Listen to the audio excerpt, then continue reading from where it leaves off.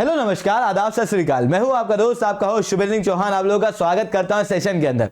दोस्तों, mental issues आज भारत में ही नहीं बल्कि पूरे विश्व के अंदर बढ़ रहा है। ऐसी कंडीशन में इन मेंटल इश्यूज के लिए काम किया जाना बहुत जरूरी है। भारत के अंदर तो मेंटल इश्यूज पे काम किया जाना बहुत ज्यादा जरूरी है, क्योंकि ये मेंटल इश्यू के साथ में हमारे यहाँ पे सोशल स्टिग्मा भी चलता है, जहां पर किसी व्यक्ति को अगर मानसिक बीमारी है तो उसे हम लोग बीमार कहने की बजाय पागल कह देते हैं, जिसके कारण से उसका ठीक हो पाना और मुश्किल हो जाता है। जिसके कारण से वो जो व्यक्ति जो बीमार है वो डॉक्टर के पास जाने में डरता है। उसको लगता है कि मैं दिमाग के डॉक्टर के पास जाऊंगा, दिमाग का डॉक्टर तो पागलों का डॉक्टर होता है, मैं क्या पागल हूं क्या? पर वो पागल नहीं, वो बीमार है। उन चीजों के लिए एक बहुत अच्छा प्रोग्राम भारत सरकार द्वारा लेके आया गया है, जिसे कहा जाता है national tele mental health programme. ये किस तरीके से इस सोशल स्टिग्मा के अंदर भी काम करेगा और कैसे ये इफेक्टिव है, हम लोग इस सेशन के अंदर चर्चा करेंगे। बट उसके पहले आप लोग मेरे साथ में SRC10 टेलीग्राम ग्रुप और पाथफाइंडर टेलीग्राम ग्रुप के ऊपर जुड़ सकते हो। क्लास की सारी अपडेट PPT PDF आपको यहाँ पे मिल जाती है। और दोस्तों, रोज सुबह 8 बजे द हिंदू एनालिसिस की क्लास मेरे द्वारा ली जाती है पाथफाइंडर चैनल पे लाइव। आप वहां पर ही मेरे साथ में जुड़ सकते हो।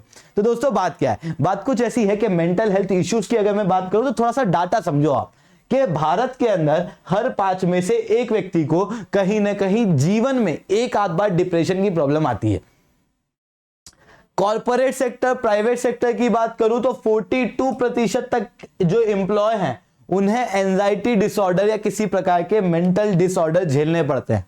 वहीं 46% जो प्राइवेट सेक्टर के एम्प्लॉय हैं वो भारी स्ट्रेस के अंदर काम करते हैं। इतना ही नहीं, 150 मिलियन भारत के अंदर लोग ऐसे हैं जिनके लाइफ में थोड़ा सा मेंटल हेल्थ के इंटरवेंशन की जरूरत है। पूरे विश्व की बात करूं तो वर्ल्ड हेल्थ ऑर्गेनाइजेशन की माने तो 300 मिलियन लोग ऐसे हैं जो मेंटल इश्यू की बीमारियों से जूझ रहे हैं।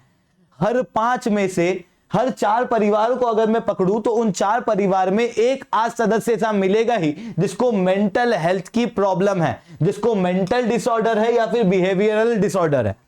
भारत के अंदर बात करूं तो 65,000 से 75,000 और एक्स्ट्रा हमको हेल्थ केयर वर्कर की जरूरत है जो मेंटल सेक्टर के अंदर काम करे, जो मानसिक बीमारियों के ऊपर काम करे। मतलब हमको साइकेट्रिस्ट की और जरूरत है।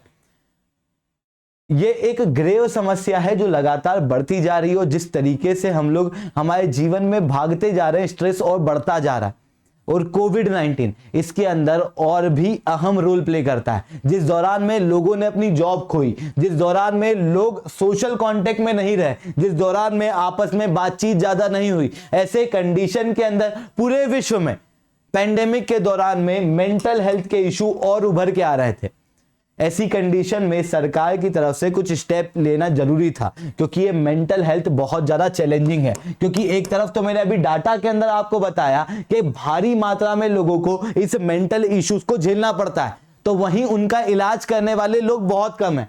भारत की बात करूं तो हर 1 लाख लोगों में केवल 0.3 साइकेट्रिस्ट है। हर 1 लाख लोगों में 0.12 नर्सेज हैं ऑन एन एवरेज। ऐसा नहीं है कि साइकोलॉजिस्ट की बात करें तो 0.07 है हर 1 लाख लोगों में।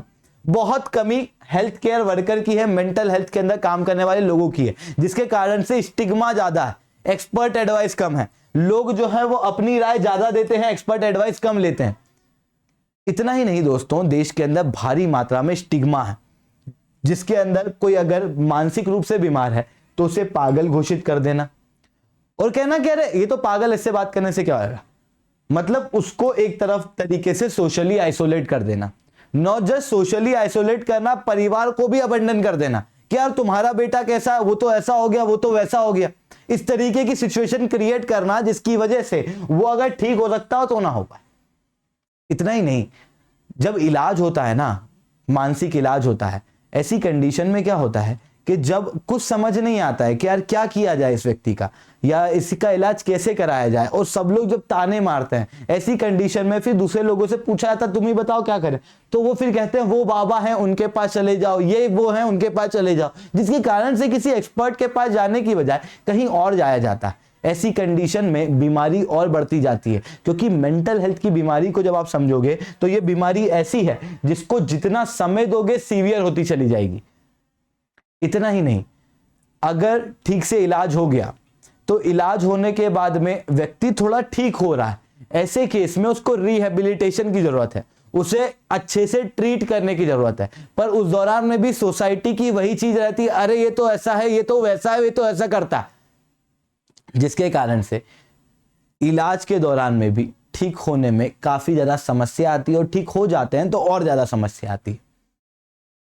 इन सारी चीजों के चलते भारत के अंदर एक प्रॉपर लेवल से मेंटल हेल्थ केयर की आवश्यकता है।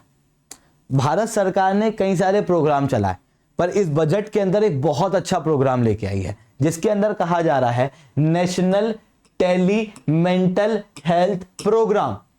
नाम से समझो, टेली मतलब फोन के जरिए लगभग 23 अलग अलग टेली मेंटल हेल्थ सेंटर बनेंगे, जहां पर नीमहंस करके जो संस्था है, national institute of mental health and neuroscience, ये एक नोडल एजेंसी के रूप में काम करेगी, और इनका एक कांटेक्ट नंबर लोगों को दिया जाएगा। लोगों को अगर लगता है कि मेरे को मेंटल हेल्थ इश्यूज हैं, तो वो डायरेक्ट कॉल करके एक प्रॉपर कंसल्टेशन ले सकते हैं।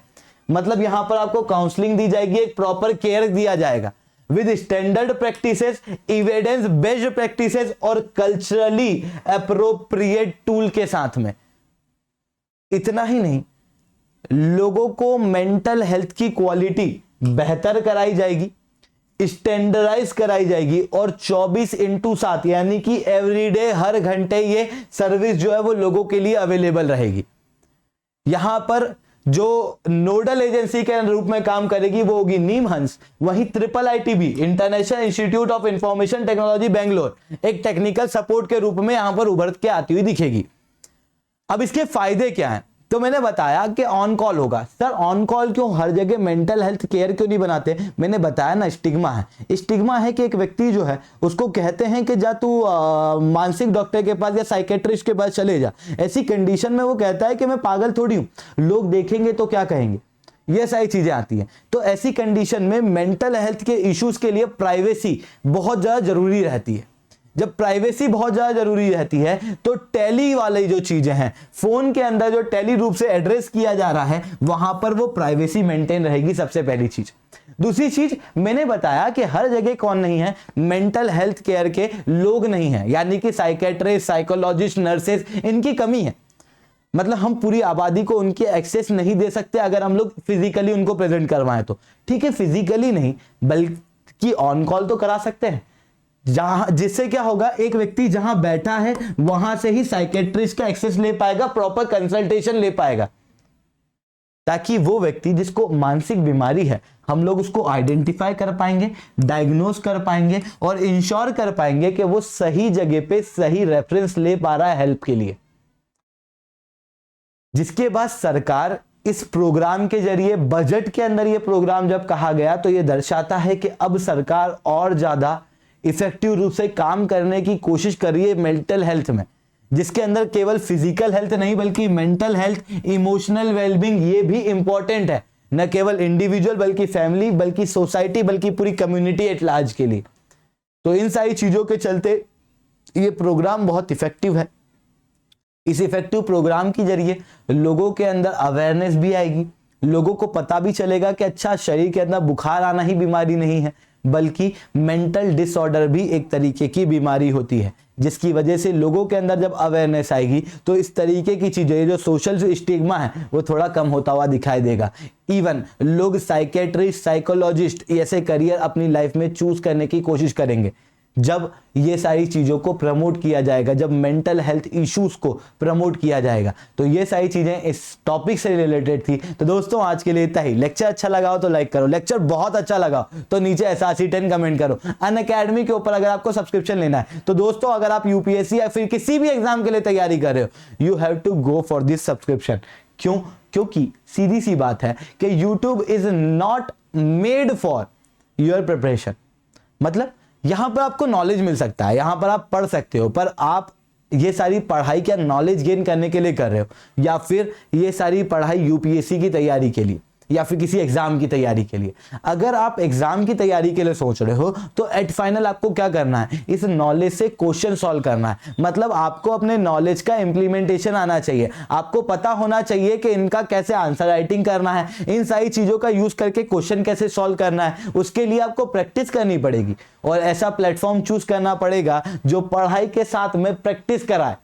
वो जगह आपको अनअकैडमी दिखेगी। इतना ही नहीं दोस्तों, देखो यार, लाखों बच्चे हर साल यूपीएससी के सपने देखते हैं, पर कुछ ही लोग, चंद लोग जो हैं वो सिलेक्ट हो पाते हैं। बड़ा कारण ये है कि कई सारे बच्चे तो बीच में आते आते ही उम्मीद छोड़ देते हैं। कारण क्या है, प्रॉपर गाइडेंस ना होना।